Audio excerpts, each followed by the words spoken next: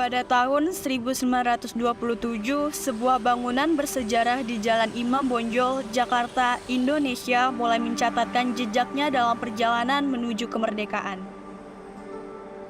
Bangunan ini telah menjadi saksi bisu dari perumusan dokumen yang akan mengubah takdir bangsa Indonesia.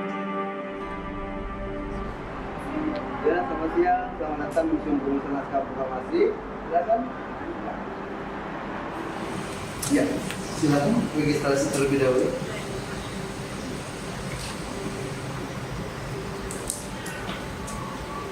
Makasih Pak. Makasih Pak. Perkenalkan Pak, saya Zulika. Saya datang ke sini pengen nge-explore tentang Museum Perumusan Naskah Proklamasi Pak. Wah, bagus itu. Ya, mari. Oke Pak.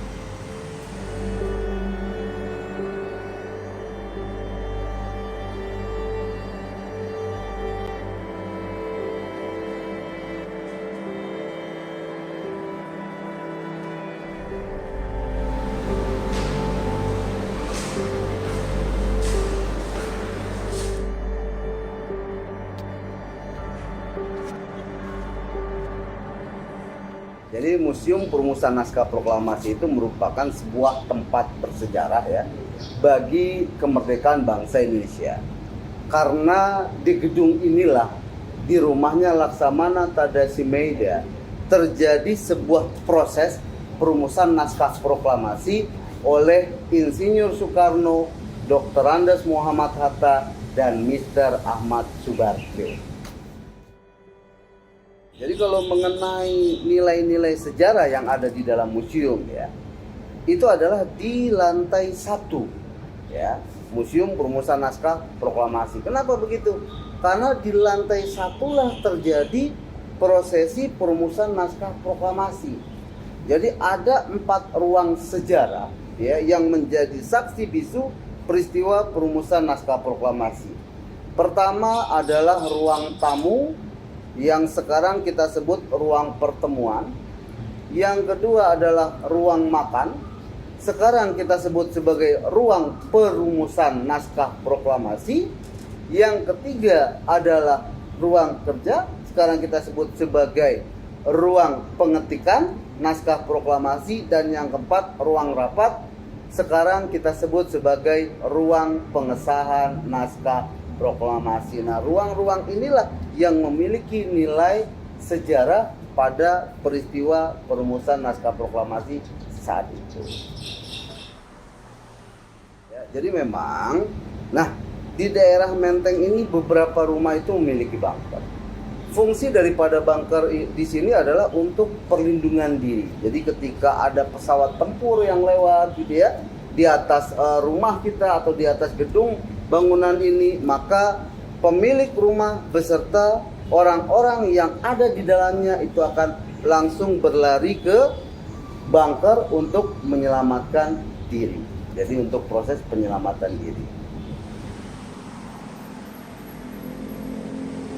Mengenai fakta menarik, nah ini ya menarik ya. Jadi saat itu Maeda itu tidak punya mesin ketik huruf Latin, adanya huruf kanji, huruf Jepang gitu ya, sehingga Maeda memerintahkan Ibu Satsuki Mishima untuk meminjam mesin ketik kepada saat itu adalah duta besar Jerman ya, Bapak Hermann Kendler. Nah, berangkatlah Ibu Satsuki Mishima menemui Bapak Hermann Kendler untuk meminjam mesin ketik, dan kemudian beliau kembali ke sini ke rumahnya Maeda, barulah ya terjadinya prosesi pengetikan. Nah, setelah terjadinya prosesi pengetikan, pagi harinya ya mesin ketik tersebut dikembalikan kepada pemiliknya. Ya, jadi mesin ketik yang ada di kita itu adalah replika ya, mesin ketik buatan Jerman tahun 1931.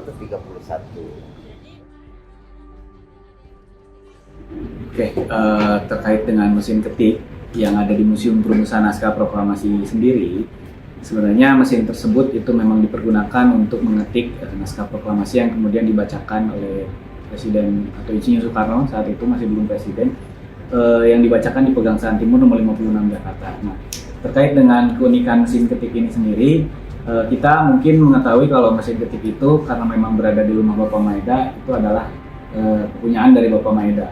Nah, sementara di balik fakta yang memang banyak diketahui oleh masyarakat terkait dengan mesin ketik itu, mungkin ada sedikit yang perlu diluruskan, yaitu bahwa mesin ketik yang digunakan untuk mengetik naskah proklamasi ini merupakan mesin ketik pinjaman, gitu ya, yaitu dari kantor Atase Angkatan Laut Jerman. Nah, yang saat itu lokasinya itu sekarang menjadi kantor Pertamina di Jalan Medan Merdeka, di mana ketika pagi jam 4 setelah selesai melakukan perumusan naskah proklamasi, ketika Bapak Sayuti Melik akan mengetik naskah tersebut, ternyata mendapati bahwa mesin ketik yang ada di rumah Bapak Maeda tersebut itu menggunakan huruf kanji. Nah, dan tidak bisa digunakan untuk mengetik naskah tersebut. Nah, sehingga jam 4 pagi, asisten rumah tangga Bapak Maeda, yaitu Ibu Satsuki Mitsima, bergegas untuk pergi meminjam mesin ketik ke kantor Atase Angkatan Laut Jerman, dan diterima saat itu oleh salah seorang mayor jenderal namanya Bapak Herman Kandeler. Nah, beliau langsung memberikan mesin ketik yang dimiliki oleh kantor Atase Jerman tersebut yang menggunakan huruf alfabet, gitu ya, huruf Latin, dan akhirnya dibawa ke sini dan saat itu bisa digunakan untuk mengetik naskah proklamasi yang kemudian dibacakan di Pegangsaan Timur nomor 56.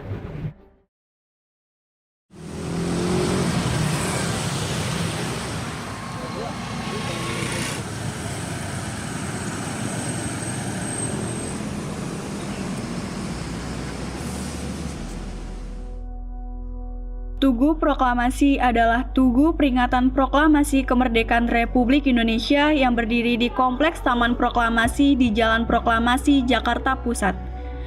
Di rumah itulah naskah proklamasi kemerdekaan Republik Indonesia dibacakan untuk pertama kalinya oleh Presiden Soekarno pada tanggal 17 Agustus 1945 di halaman kediamannya. Namun, rumah bersejarah yang dulu disebut Gedung Proklamasi ini sudah tidak ada lagi sejak tahun 1960.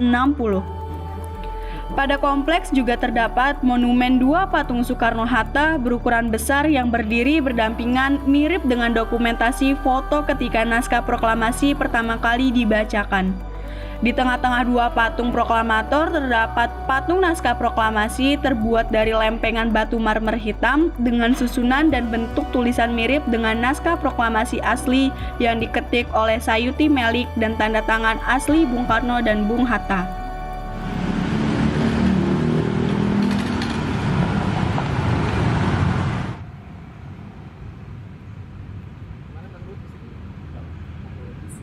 Hai, selamat siang. Selamat datang di Tugu Proklamasi.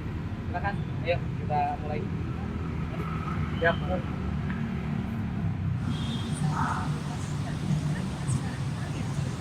Kita berada di monumen proklamasi Soekarno.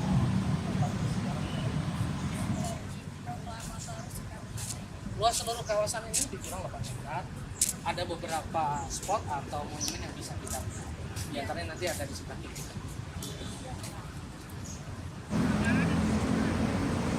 Ide pertama muncul dibangunnya monumen ini oleh tokoh-tokoh wanita. Antara lain ada Ibu Jo Mesdani, Nyonya Gerung, Zubaidah, dan lain-lain. Maka lebih dikenal dengan Tugu Wanita karena idenya dibangun oleh tokoh-tokoh pejuang wanita. Diresmikan oleh Perdana Menteri Sultan Syahrir pada bulan Juli 1946. Jadi dalam rangka 1 tahun kemerdekaan. Di belakang Bapak ada monumen proklamator Soekarno-Hatta. Itu yang dibangun atas gagasan Presiden Soekarno. Yang dibangun pada tahun 1982, diresmikan tahun 1984. Juga di sebelah kiri Bapak ada belakang ada Tugu Petir. Itu adalah sebagai penanda disitulah Bung Karno saat membacakan teks proklamasi. Petir di sini sebagai gambaran proklamasi kemerdekaan ibarat petir yang menyambar di siang hari. Artinya siapapun tidak menduga bahwa Indonesia akan bisa merdeka berkat perjuangan dan pengorbanan kita semua. Monumen proklamator Soekarno-Hatta yang ada di belakang Bapak itu, unsurnya ada beberapa unsur. Pertama ada patung Bung Karno, tingginya 46 atau 4,6 cm. Ya. Itu raut wajah Bung Karno ketika itu berusia 46 tahun. Kemudian patung Bung Hatta tingginya 4,2 meter. Raut wajahnya saat itu menggambarkan Bung Hatta usianya 42 tahun. Itu monumen utamanya. Ada naskah proklamasi di tengah yang ukurannya diperbesar 200 kali lipat dengan ukuran panjang 200 cm, lebar 196 cm. Latar belakang itu sebagai pembatas ruang. Ya, jarak pandang jauh jadi bisa fokus, bisa lihat patungnya, harus ada latar belakang. Dimensinya berbentuk segitiga. Unsur sederhana tapi kokoh. Segitiga itu saling menguatkan. Kalau kita hitung jumlah siripnya ada 17 sebagai simbol tanggal 17. Tanggal kemerdekaan. Sirip tengah tingginya 8 meter, menandakan bulan 8. Di antara sirip itu ada gelombang air. Jumlahnya 45. Maka dimensi ini mengabadikan tanggal 17 bulan 8 tahun 1945. Tempat ini sangat bersejarah. Perlu dibangun sebuah monumen agar generasi mengingat di tempat inilah proklamasi dibacakan pada hari Jumat jam 10 pagi tanggal 17 Agustus 1945. Maka disebutnya Monumen Proklamator Soekarno-Hatta. Prosesnya sayembara seperti yang Bapak sampaikan tadi, ya. Setelah diumumkan hasil sayembaranya baru dimulai pembangunannya pada tahun 1982 dan dinyatakan untuk umum diresmikan tahun 1984 hingga sekarang. Dari 3 titik tersebut, titik mana sih Pak yang jadi sentral di monumen ini? Baik, dari beberapa penjelasan yang sudah Bapak berikan, ada monumen 1 tahun proklamasi kemerdekaan, ada 7 petir. Titik sentral utamanya ada di bagian ini. Monumen Proklamator Soekarno-Hatta. Ada patung Bung Karno, ada patung Bung Hatta, di tengahnya ada naskah proklamasi dengan latar belakang sirip yang menandai tanggal, bulan, dan tahun kemerdekaan Indonesia.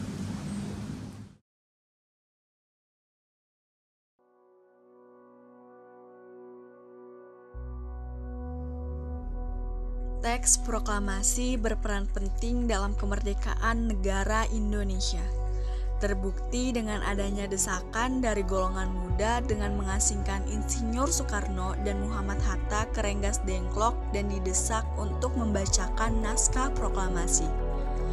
Dalam perumusan naskah proklamasi, mulanya Soekarno menuliskan di atas secari kertas, sedangkan Muhammad Hatta dan Ahmad Subarjo menyumbangkan pikiran secara lisan. Konsep teks proklamasi tulisan tangan Insinyur Soekarno kemudian diketik oleh Sayuti Melik dan memiliki beberapa perubahan. Teks tersebut ditandatangani oleh Soekarno dan Hatta atas nama bangsa Indonesia. Dan ada hal unik dalam perumusan naskah proklamasi, yaitu mesin tik.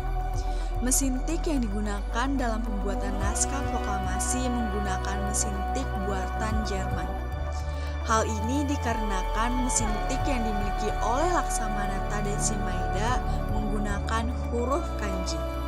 Setelah itu, naskah proklamasi ini dibacakan pada tanggal 17 Agustus tahun 1945 pada pukul 10 waktu Indonesia Barat di kediaman Insinyur Soekarno yang berlokasi di Jalan Pegangsaan Timur nomor 56 atau yang sekarang kita kenal sebagai Taman Proklamator.